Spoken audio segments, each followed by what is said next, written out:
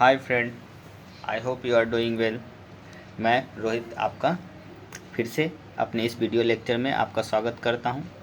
मैं अर्थव्यवस्था का वीडियो लेके आया हूं क्लास 11th की एनसीईआरटी बुक से चैप्टर 1।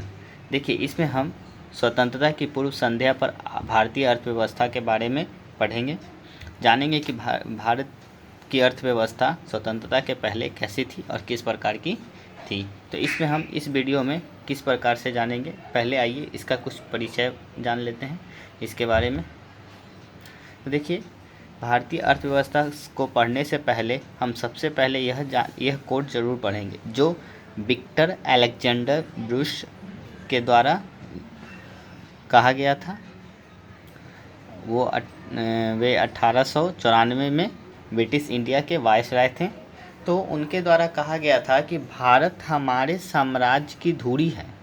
यदि हमारे साम्राज्य का कोई राज्य अलग हो जाता है तो हम जीवित रह सकते हैं। यदि हम भारत को खो देते हैं तो हमारे साम्राज्य का सूर्य अस्त हो जाएगा। समझे?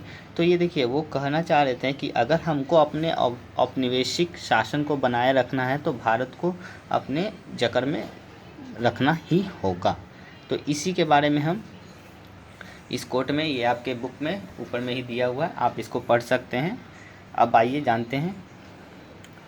तो देखिए, तो ये कहने का मतलब कि भारत जो उस समय समृद्ध था, सब जानता था कि भारत क्या है, सोने की चिड़िया है। सोने की चिड़िया कहने का मतलब यहाँ अनेक प्रकार के फसलों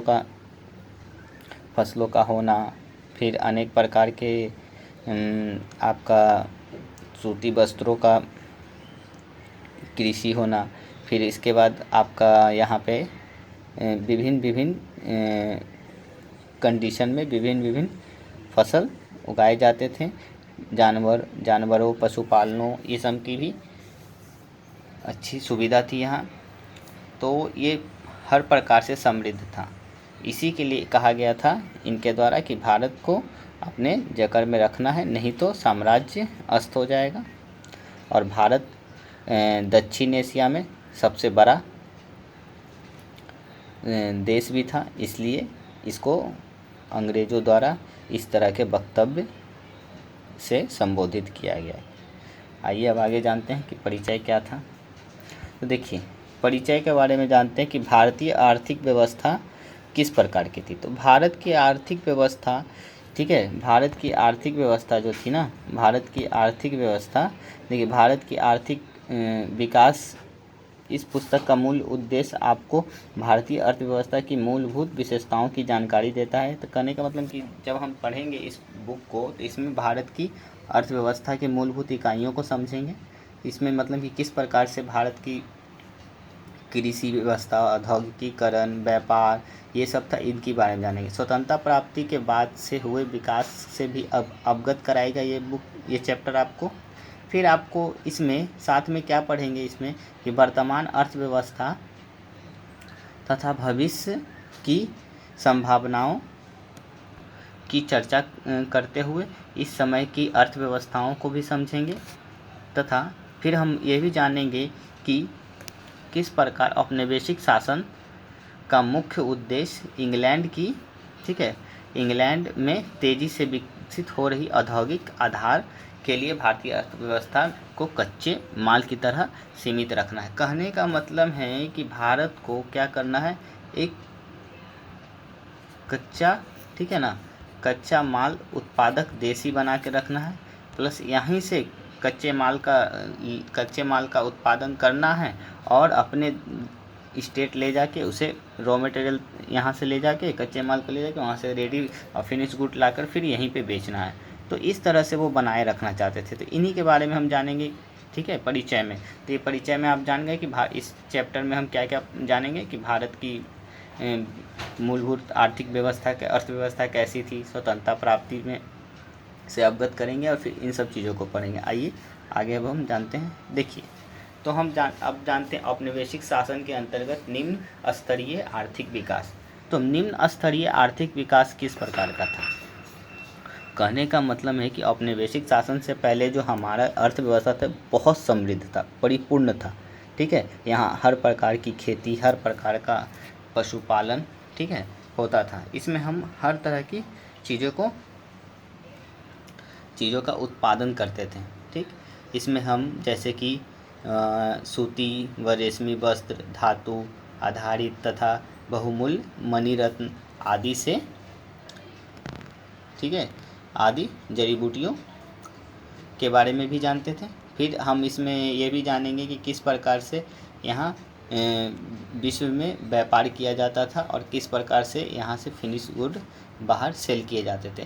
तो लेकिन अंग्रेज़ों के आ जाने से क्या होता है कि यहाँ के व्यवस्था क्या हो जाती है, ठप हो जाती है। इसी को हम पढ़ेंगे। तो यही कहा गया है। इस टॉपिक में हम क्या पढ़ेंगे कि अंग्रेजी शासन की स्थापना से पूर्व भारत की अपनी स्वतंत्र अर्थव्यवस्था कैसी थी।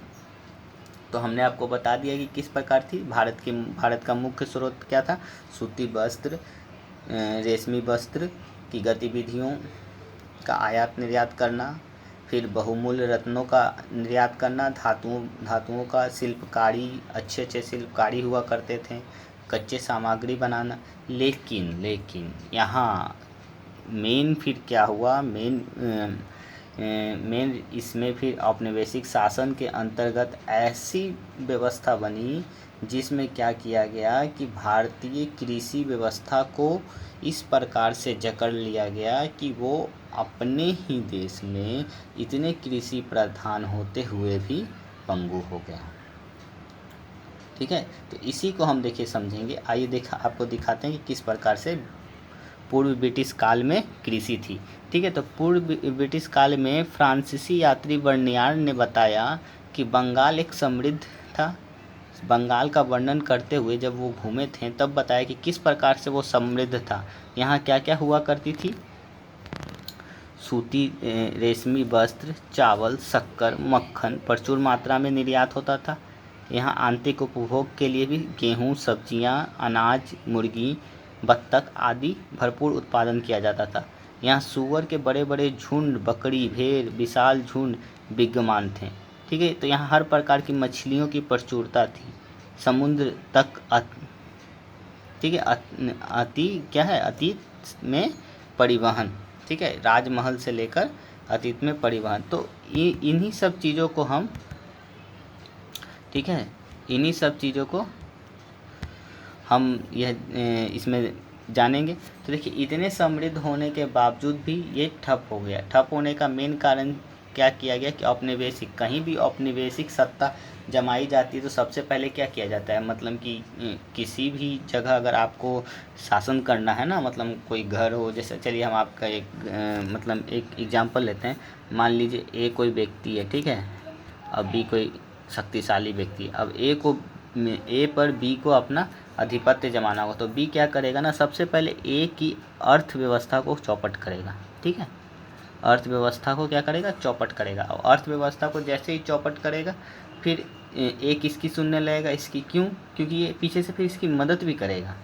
अब जाहिर सी बात है, कोई आदमी की इकोनॉमी ख़त्म हो जाएगी और उसको कोई सपोर्ट करेगा तो ज़रूर सी बात है कि उसकी कोई बात सुनेगा। और फिर सुनते सुनते फिर वो उस पर अपना आधिपत्य कर लेगा। फिर वो जैसा कहेगा वैसा वो सुनेगा, यानी कि बी जैसा ए को कहेगा वैसा सुनेगा।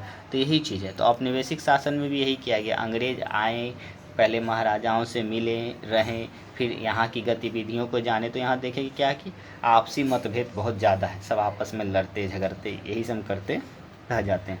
तो फिर उसी का फ़ायदा उठा के उन्होंने क्या किया कि लड़ाया, फिर भड़काया, फिर यहाँ आधिपत्य जमाया और फिर सबसे पहले कृषि पे वार किया। कृषि को क्या किया, चौपट किया। यहाँ एक तरह से सिर्फ उत्पादन का केंद्र बना दिया। सिर्फ कच्चा मटेरियल का उत्पादन करो, अपने देश ले जाओ और उसको फिनिश गुड बना के आप ही के सामान को अच्छे से बना के आप ही के देश से सोने चांदी और जेवरात को फिर ले जाता था वो। तो इस प्रकार से वो खेलकर यहाँ पे किया। फिर क्या किया गया कि यहाँ की कृषि व्यवस्था के बारे में आइए देखिए बताते हैं। तो कृषि क्षेत्र को औपनिवेशिक शासन के अंतर्गत भारत में मूलतः एक कृषि अर्थव्यवस्था ही बना रहा। ठीक है, ये हमने आपको पहले ही बता दिया था। 85% जनसंख्या गांव में निवास करती थी। प्रत्यक्ष या परोक्ष रूप से ये कृषि के माध्यम से ही अपने रोजी रोटी कमा रही थी। फिर भी यहाँ की जनसंख्या क्या थी, गतिहीन हो चुकी थी कृषि क्षेत्र में। कारण यही था कि यहाँ जो अंग्रेज़ थे क्या किए थे, अप्रत्याशित गिरावट का मेन कारण क्या था, अंग्रेज़ों के द्वारा भू राजस्व व्यवस्था। ठीक है, औपनिवेशिक शासन के दौरान क्या करे जाना, भू राजस्व व्यवस्था। तो भू राजस्व व्यवस्था में खुद जमींदारों के हाथों किसानों का खुद की खेती से की गई खेती से अनाज का उत्पादन को अपने कब्जे में ले लेना और उस भू राजस्व में गिरते चला जाना, जिस कारण से यहाँ की कृषि व्यवस्था क्या हो गई, चौपट हो गई और गतिहीन हो गई। तो इन्हीं सब बातों को था, तो आज हम आपको इतना ही ध्यान देते हैं। ठीक है, आइए एक बार देख लेते हैं। तो ये था परिचय कि किस प्रकार हुआ, फिर औपनिवेशिक शासन के बारे में कि औपनिवेशिक शासन के अंतर्गत किस प्रकार कृषि को खत्म किया गया, औपनिवेशिक शासन से पहले किस प्रकार की कृषि थी इसमें हमने जान लिया, और फिर कृषि क्षेत्र को खत्म करने के तरीके। ठीक है, तो आज का लेक्चर इतना ही रहने देते हैं, फिर अगले कुछ टॉपिक के साथ हम फिर से आपके सामने हाजिर होंगे। तब तक के लिए आप पढ़ते रहिए और मेरे इस लिटरल स्टडी चैनल को लाइक, शेयर, सब्सक्राइब ज़रूर कीजिए। ठीक है, तो धन्यवाद, फिर मिलते हैं अगले वीडियो में।